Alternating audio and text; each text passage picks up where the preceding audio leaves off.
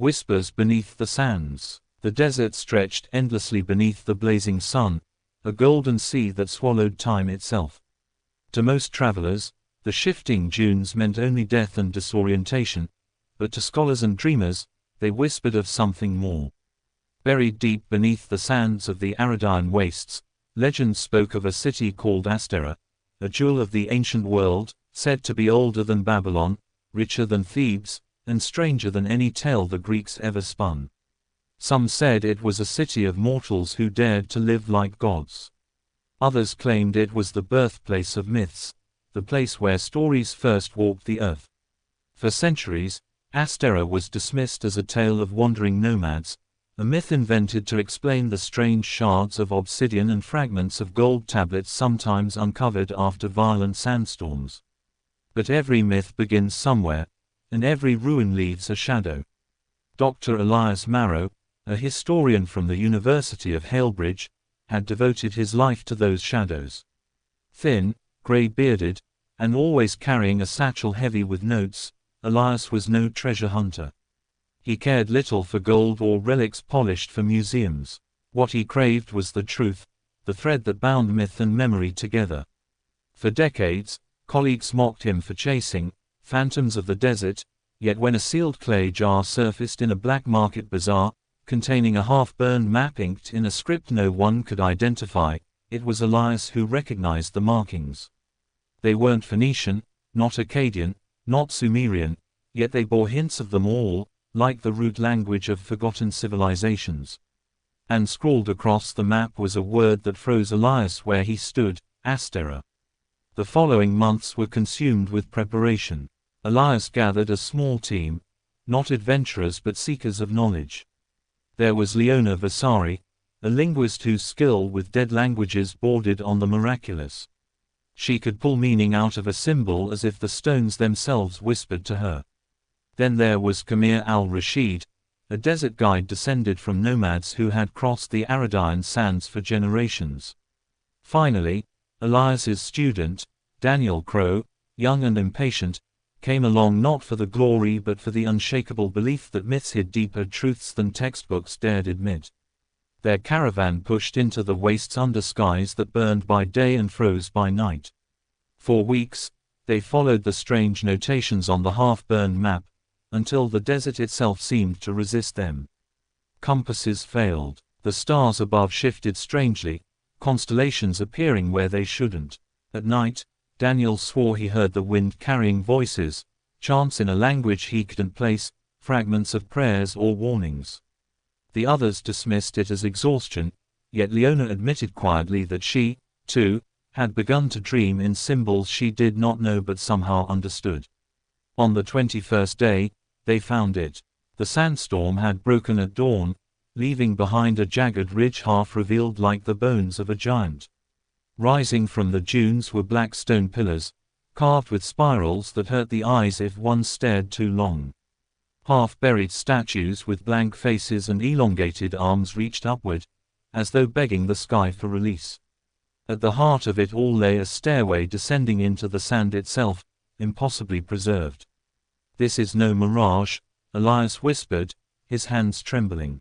"This is the gateway." As they descended, the air grew cool, and the desert's roar faded until silence pressed on them like a weight. The stairwell opened into a vast hall lit not by torches but by some strange mineral embedded in the stone, glowing faintly blue. The walls were covered in carvings, stories upon stories spiraling upward in endless patterns. Leona ran her hands across them, her breath catching. "It's a language before language," she murmured. "Proto-symbols, the root of all myths." Elias could barely contain his excitement. "Do you see what this means? Every story we've ever told, the Epic of Gilgamesh, the Iliad, the Vedas, they all may have begun here." But Daniel stood frozen, staring at the central mural. It depicted men kneeling before towering, faceless beings who held spheres of fire in their hands.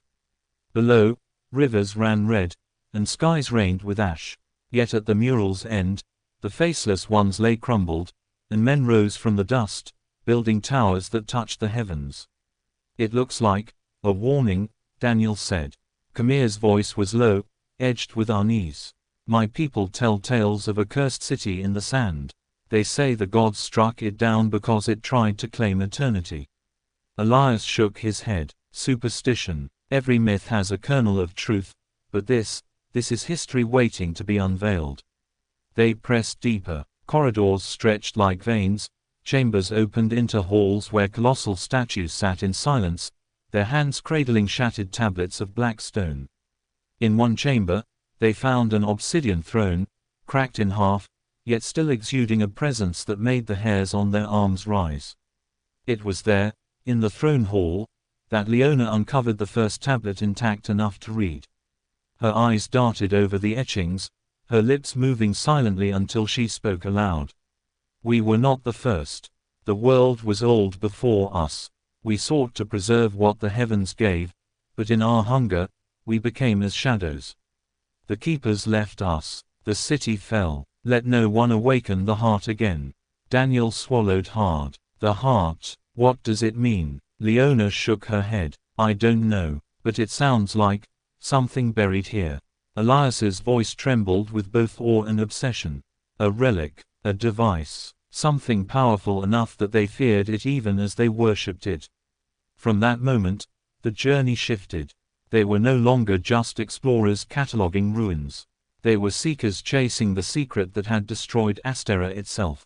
Nights grew restless. The glow of the walls seemed brighter, pulsing faintly, almost like a heartbeat. Leona confessed she could now understand symbols she hadn't studied. Daniel dreamed of cities burning, skies cracking open, voices urging him to turn back. Even Khmer, hardened by desert life, grew fearful, claiming the ruins had eyes that followed them. Yet Elias pressed forward, driven by something deeper than curiosity, driven by the belief that if he could unveil Asterra's heart, he could prove that myth and history were one, that stories were not inventions but memories of an older truth. On the 12th day inside the ruins, they reached a sealed archway carved with symbols that made Leona's nose bleed when she tried to read them. The arch was not stone but something darker, smoother, as though poured from shadow itself. And in the center, carved in jagged letters, was a phrase Daniel could somehow read though he had never seen it before. Those who open this door awaken eternity. Elias placed his hands on the surface, trembling with anticipation. Leona tried to stop him. Daniel shouted for caution. Khmer begged them to leave. But Elias only whispered, "At last, Asterra will speak." The door shuddered. The ruins seemed to exhale, and the air grew heavy with a presence older than the desert, older than man. As the gateway began to open, shadows slithered across the walls, and the faint glow of the ruins pulsed into a blinding light. And for the first time in millennia, the heart of Asterra stirred. The heart of eternity. The air that spilled from the archway was colder than the desert nights, carrying with it a weight that pressed into their lungs. The blue glow that once lit the halls now pulsed like veins, as if the city itself had awoken from a dream. Dust swirled upward in slow spirals, defying gravity, and for the first time, the silence broke with a low hum, faint, almost like a chant heard underwater. Elias stood transfixed. His eyes, sharp with obsession, shone brighter than the glow of the stones. "Do you feel it?" he whispered, his voice quaking with awe. "This is it, their secret, their power, their heart." Leona clutched her notebook to her chest, her knuckles white. "Elias, we don't know what's behind that door. The warning, it said to leave it sealed." Daniel stepped forward, his jaw tight. "We're not supposed to be here. Whatever this city kept hidden, they buried it for a reason." But Elias was deaf to caution. He had spent his life mocked, his research dismissed, his belief in Asterra ridiculed. Now, standing before the door that had survived the fall of empires, he would not turn away. With trembling hands, he pushed the arch wider. What awaited them beyond was not a chamber, but a cavern carved into the bones of the earth. Black pillars lined the path, carved with spirals that seemed to twist even when one looked away. At the cavern's center stood a pedestal of obsidian, its surface flawless and reflective, like still water. Upon it rested a sphere no larger than a man's head, pulsing faintly with crimson light. The heart, Elias breathed, tears slipping down his wrinkled cheeks. The very thing they feared. The very thing they worshipped. Leona's voice was barely audible. It feels alive. Indeed, the closer they stepped, the stronger the hum became, resonating not only in their ears but in their chests, in their bones, as though their very blood answered its call. Daniel's head throbbed, visions flickering in his mind, cities crumbling, skies splitting, oceans boiling. He staggered, gripping his temples. "Stop," he shouted. "We can't touch it." But Elias was already moving. He stretched a hand toward the sphere, trembling. "This is the key to everything: history, myth, the origin of civilization itself." Before anyone could stop him, his fingers brushed the heart. The world convulsed. A pulse of light erupted, flooding the cavern in crimson brilliance. The hum rose to a deafening roar, and suddenly they were no longer standing in silence. Voices filled the air, millions of voices speaking in languages lost and unknown, overlapping, echoing, rising into a storm of sound. The ground shook, pillars cracking, dust raining from the ceiling. Elias fell to his knees, clutching the sphere. His eyes glowed faintly red, his voice layering with tones not his own. They are here, they never left." Leona screamed, pulling Daniel back. Khmer muttered frantic prayers in his mother tongue, his face pale with terror. "The old curse," he gasped. "You've brought it back." The sphere pulsed again, and visions flooded their minds. They were no longer in the cavern but standing in a city alive, the city of Asterra as it once was. Towering ziggurats gleamed in obsidian and gold, bridges stretched into skies of perpetual twilight, and beings not entirely human walked among mortals. They were tall, faceless, the skin like stone, their presence both divine and dreadful. Daniel's breath caught. "Gods." "No," Leona whispered. "Not gods. Something else." The vision shifted. The faceless beings gathered around the heart, raising it high as mortals bowed. But then the visions darkened, mortals rising in rebellion, wielding strange fire against their masters. The heart pulsed violently, and the sky itself tore open. Rivers turned black, towers shattered, and the faceless beings crumbled into dust. Then silence. The city empty. The heart glowing in the ruins, waiting. The vision ended as abruptly as it began. They were back in the cavern, breathless, shaking. Elias still knelt, his hands gripping the sphere, tears streaking his face. "Do you see?" he cried. "This is proof that gods walked among us, proof that myths are memories." But Daniel shook his head. "Not gods. Tyrants. And this thing, it destroyed them. It destroyed everything." Leona's voice trembled. "Elias, we can't take it. We have to seal it again." Elias's face twisted, torn between awe and defiance. "You don't understand. This is the discovery of the millennium. To hide it again would be a crime against history." As they argued, the hum grew louder, and the cavern trembled. Fissures split the floor, and streams of light bled from the cracks. Khmer pulled Leona and Daniel back. "The city wakes. We must leave." But Elias clutched the heart to his chest, refusing to let go. "I won't abandon it. I won't abandon the truth." With the heart in his hands, the ruins above stirred. Statues shifted, sand poured into halls, and shadows deepened into shapes that almost moved. As they fled the chamber, the walls whispered in voices that were not wind, words forming in tongues they could not know yet somehow understood. Those who awaken eternity become its vessel. They burst back into the throne hall, the glow now blinding, the murals pulsing as though alive. The statues' blank faces seemed to turn, following their every move. Daniel pulled Elias, shouting at him to drop the sphere, but Elias held tighter, his eyes fever bright. "I can hear them," he cried. "The voices of the first. They're speaking to me. Elias, they're consuming you." Leona screamed, and for the first time, Elias faltered. He looked down at the heart, his reflection distorted in its crimson glow. For a heartbeat, clarity returned to his eyes. Then the sphere pulsed, and his body arched, his scream echoing through the halls as the light enveloped him. When it faded, Elias stood taller, his posture rigid, his eyes burning with red fire. His voice was layered, no longer his own. "We are the keepers," he said, his tone both Elias's and something far older. "We will rise again." Daniel's blood ran cold. Elias. But it was no longer Elias who looked at them. Leona grabbed Daniel's arm, pulling him back. "We have to get out, now." Khmer led them through collapsing corridors as the city groaned, as if waking from slumber. Behind them, Elias, or whatever he had become, walked slowly, the heart cradled in his hands, shadows bending toward him like worshippers. When they finally burst into the desert night, the dunes glowed faintly as cracks of crimson light spread beneath the sands. The city of Asterra, long buried, was no longer silent.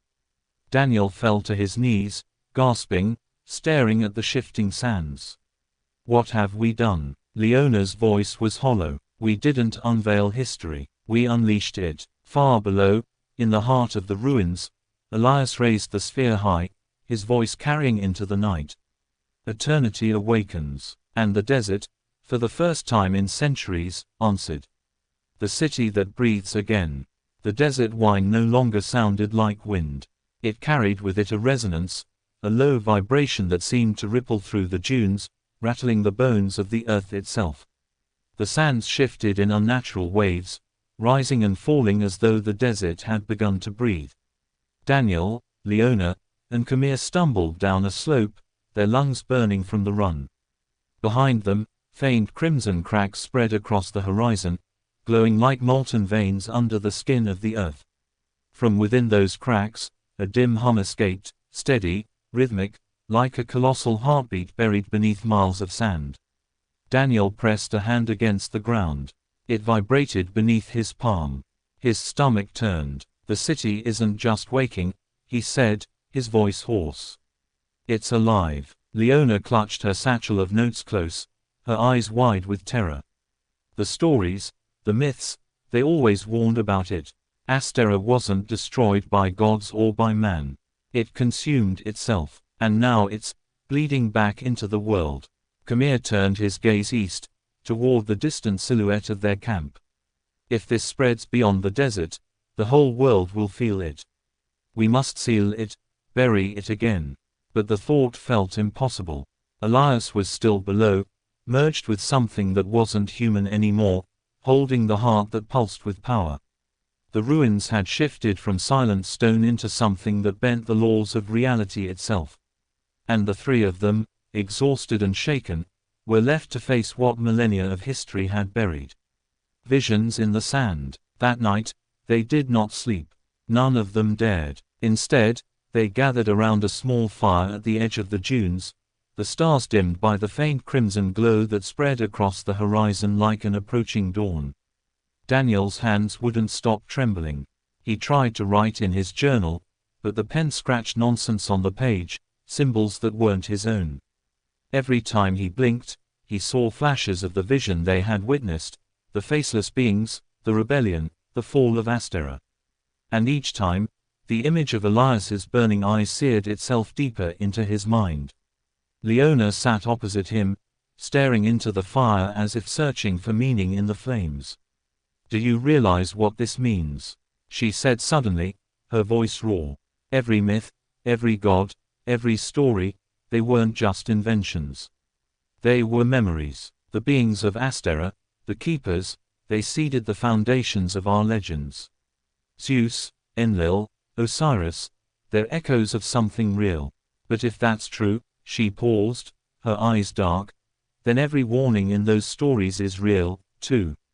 Khmer spat into the sand, muttering in his tongue. "My ancestors said the desert remembers. That's why they never built cities here. They feared the ground itself. And now I know why." Daniel clenched his fists. "We can't just leave Elias down there. He's not gone. There has to be a way to save him." Leona shook her head slowly. "You saw what happened. That wasn't Elias anymore. That was something older wearing his skin." Silence fell. The desert hummed around them, the cracks in the horizon pulsing brighter. For a moment, Daniel thought he saw movement on the dunes, shapes rising, shifting, then sinking back into the sand. He rubbed his eyes, but the image lingered. "Did you see that?" he whispered. Khmer followed his gaze, his hand tightening on the dagger at his belt. "The city is dreaming," he said. "And dreams have begun to walk." The first awakening. By dawn, they knew the desert was no longer the same. Their camels refused to move east, snorting and pulling at their reins. The sky itself seemed altered, the sun rising through a veil of crimson haze. Then, as they crested a dune, they saw it. The ruins of Asterra no longer lay buried. Whole avenues of black stone had risen from the sands, lined with broken statues that seemed less broken now, their faces slowly reforming. Obsidian towers pierced the desert air like jagged teeth, and in the distance, the throne hall stood tall, its roof no longer collapsed but restored, glowing faintly as if time itself had reversed. Leona's breath hitched. It's rebuilding itself. And at the heart of the avenue, atop a platform of black stone, stood Elias. His robes whipped in the unnatural wind, his eyes glowing with inhuman fire. The heart floated above his palm, pulsing with each beat of the earth. When he spoke, his voice carried across the dunes, amplified by no natural force.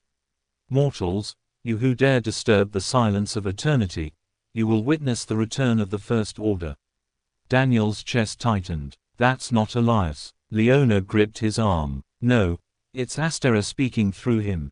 As the words echoed, the ground split. From the fissures emerged figures, statues of obsidian and sand that shifted into motion. They were humanoid, yet faceless, their limbs too long, their movements too fluid. They marched silently, their heads turning in perfect unison toward the three who stood at the dune's edge. Khmer cursed under his breath. "The Keeper's soldiers. They're just statues," Daniel said, though even as he spoke, he knew it was a lie. These were no longer stone. They were guardians awakened from a slumber that had lasted thousands of years. The faceless figures began their march across the sands, leaving no footprints. Leona's voice trembled. "We need to run." And so they ran. The flight across the dunes. The desert that once stretched empty now seemed endless in a different way, filled with the weight of pursuit. The faceless figures moved faster than should have been possible, gliding over dunes without sinking, their bodies blurring in the heat haze. Daniel stumbled, his legs aching, his breath ragged.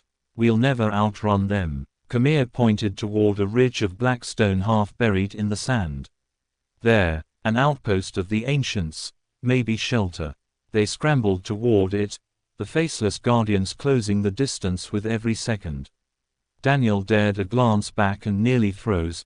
The guardians' faces, though blank, seemed to ripple, shifting as though trying to form features. For a moment, he saw his own reflection staring back at him in the faceless mask. They reached the ridge, finding a narrow crevice leading into darkness. Without hesitation, Khmer shoved them inside. The guardians halted at the ridge, their heads tilting in unison, as if unwilling, or unable, to cross. Inside, the air was cooler, heavy with the scent of stone long undisturbed. They collapsed against the wall, gasping, the hum of the heart still pulsing faintly even here. Leona pressed her back to the stone, whispering, "Why didn't they follow?" Khmer ran his fingers along the walls. Strange carvings glowed faintly beneath his touch, symbols similar to those Leona had studied. "This place is warded. Old protection. Maybe from the rebellion that destroyed Asterra." Daniel exhaled shakily, his mind racing. "So the rebels, they tried to fight the Keepers here." Leona looked at the glowing carvings. "Maybe not fight, maybe seal them. Maybe this place was meant to hold back whatever Elias just woke." Her words sent a chill through them all. The Keeper's voice. As they rested, a low murmur filled the chamber, not from outside, but from within the walls themselves. The carvings shimmered, and a voice emerged, layered and hollow, speaking in a tongue older than any language. Yet somehow, they understood. "If you hear this, then the heart has been touched. Beware the vessel, for it will seek to finish what we could not. The heart is not power, it is memory. It remembers eternity, and it will remake the world in its image. Leona's hand flew to her mouth. The heart, it's not just a weapon. It's a memory. It remembers Asterra as it was and is rebuilding it. Daniel's eyes widened. And Elias is its vessel. The voice faded, leaving only silence and the faint glow of the carvings. Khmer straightened, determination in his eyes. Then we must destroy the heart.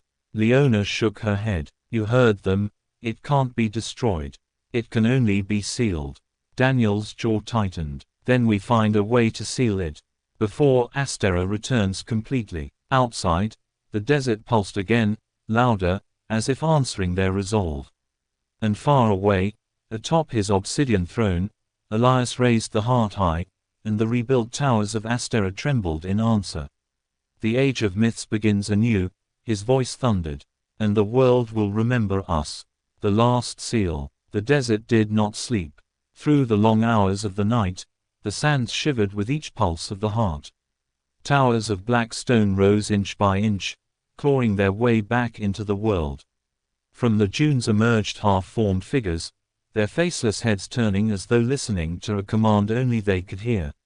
And above it all, Elias, no longer entirely Elias, sat upon the obsidian throne, the heart floating above his hands. His voice carried across the sands, not in words but in thought, reaching into the dreams of every living soul near the ruins. The First Order rises. Eternity remembers. Daniel woke with a start inside the walled cavern, his chest heaving. Sweat soaked his clothes though the chamber was cool. He had dreamed of cities burning, seas draining, skies collapsing into crimson fire. But worst of all, he had seen humanity bowing, faceless, their features erased as if absorbed into the wool of the heart. Leona sat hunched over her notes, scribbling furiously, muttering fragments of translation from the glowing carvings on the wall. Khmer stood at the entrance, dagger drawn, though he knew steel would do little against what stalked the dunes. Daniel rubbed his eyes, his voice rough. We don't have much time. Every minute, the city grows stronger. Leona didn't look up. I've been piecing together what the rebels left behind. These symbols, they tell of a ritual, a way to bind the heart again. But it requires a vessel willing to carry the burden. Daniel frowned. A vessel? You mean a person? Finally, Leona raised her gaze. Her face was pale, but her eyes burned with grim certainty. Yes, the heart can't exist unbound. It needs to live in someone. Elias was claimed because he touched it first. But the rebels, they found a way to transfer that bond. To trap the heart in a chosen vessel, sealed for eternity. Khmer's jaw clenched. Eternity in chains. A prison no man could endure. Silence fell. The weight of her words pressed on him like the desert heat. Daniel's stomach turned at the thought, someone would have to give themselves to the heart, not to wield it but to cage it. At last, Daniel spoke. If that's what it takes to stop this, then we do it. Leona's eyes widened. Daniel, I brought us here, he interrupted. I believed in Elias. I wanted the myths to be real, and I didn't listen when the warnings came. If anyone has to carry this, it's me. But Khmer shook his head sharply. No, you are too young. You have a life yet. My people have carried this curse in their stories for generations.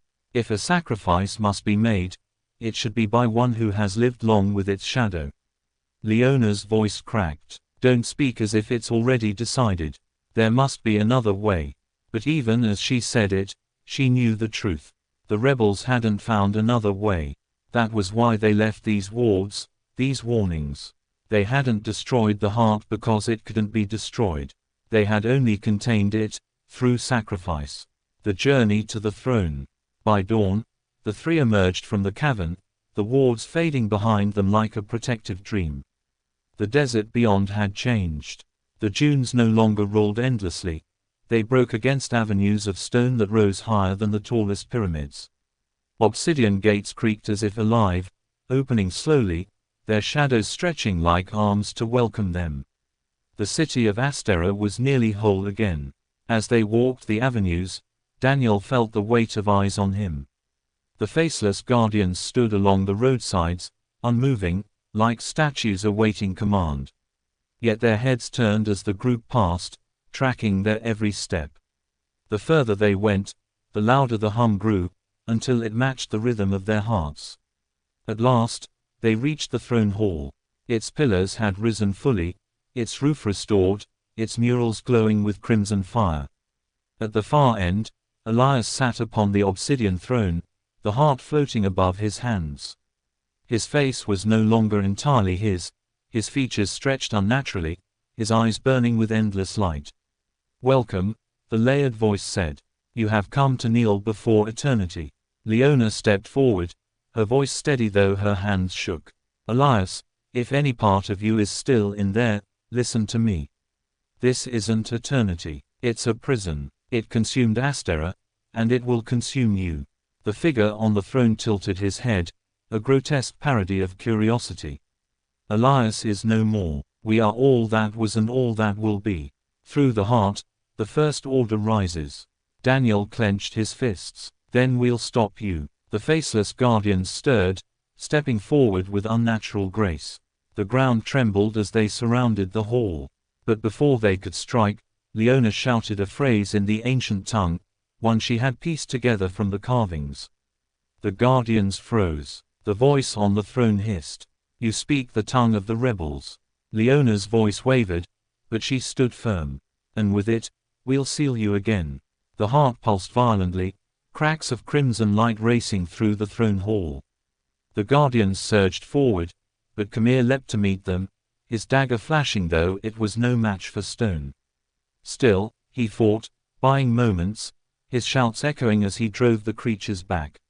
Leona dropped to her knees, drawing the ritual symbols in the sand with shaking hands.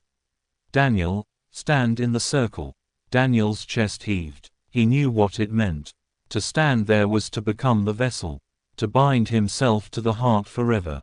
But as he looked at Elias, his mentor, now a hollow vessel of something older, he knew the choice was already made. He stepped into the circle. The last struggle. The heart screamed as if it knew what they planned.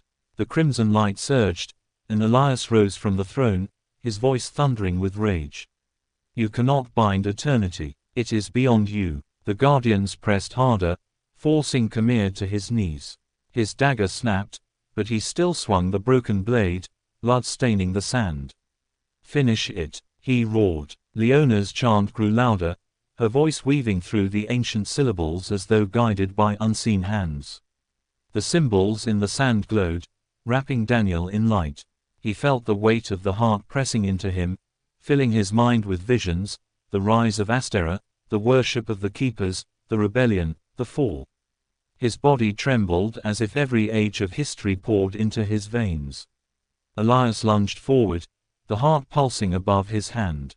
"You are not worthy," Daniel screamed as the heart's light tore into him, burning, searing, reshaping. His knees buckled, but he stood, forcing the energy into the circle. Leona's voice rose to a crescendo.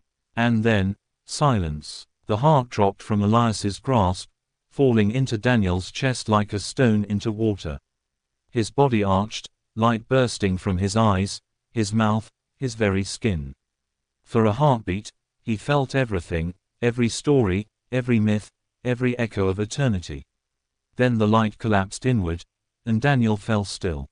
The guardians froze. The crimson glow dimmed. The towers of Asterra shuddered, then began to crumble, turning back to sand as though time itself reversed. The throne hall split apart, its murals fading into dust. Elias collapsed to the ground, his eyes once more his own, tears streaking his face. What have I done?" he whispered, but there was no answer, only the roar of the city collapsing around them. Leona rushed to Daniel's side, shaking him, calling his name.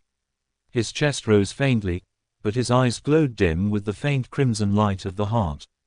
He opened his mouth, his voice layered, yet still his. "It's sealed, but I carry it now. Leave me, before the city buries us all." "No," Leona cried. We'll find a way, we'll save you. Daniel smiled faintly, though his face was pale. You already did. Tell the world, the myths were real. But some truths are too heavy to bear. Khmer dragged Leona away as the ruins collapsed, pillars crashing, the desert swallowing the throne hall. Elias stumbled after them, broken, his obsession shattered. Behind them, the last echo of Asterra sank beneath the sands, taking Daniel with it. Epilogue, Chronicles Unveiled. Weeks later, the desert was silent once more. The ruins had vanished, buried beneath endless dunes as if they had never existed. Scholars dismissed the team's account as delirium, claiming no evidence remained. But Leona knew better. In her satchel, she carried notes filled with translations, fragments of the rebel warnings, proof that myths were memories. She would keep Daniel's promise. She would tell the world that history was deeper, darker, and more wondrous than anyone believed. Khmer returned to his people, his tale already becoming legend around desert fires. He spoke of the boy who bound eternity, of the city that would not die, and of the warnings their ancestors had whispered true. And Elias, broken, hollow, yet alive, retired into silence. Some nights, he swore he could still hear the faint hum of the heart, not in the desert but within his dreams. As for Daniel Crow, his name faded from the records, forgotten by the world. Yet beneath the sands, where silence pressed heavy, a faint crimson glow pulsed still, steady, eternal. And the desert waited.